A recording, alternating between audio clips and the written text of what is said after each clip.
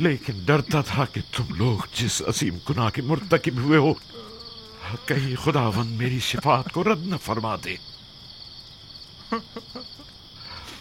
मैं तुलुए सहर के इंतजार में था। सहर कबूलियत दुआ का वक्त है। मैं जानता था कि इन लहजात में खुदावंद मुताल मेरे दस्ते न्याज को रद्द नहीं फरमाएगा।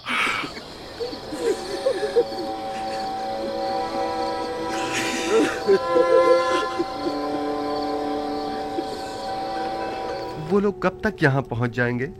आली जनाब, यकीनन इतने सारे जानवरों और साजो सामान के हमरा, वो भी पैदल, तकरीबन अगले 3 दिन में वो तिब्स पहुंच जाएंगे।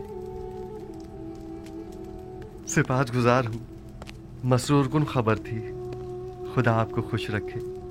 अब आप जा सकते हैं।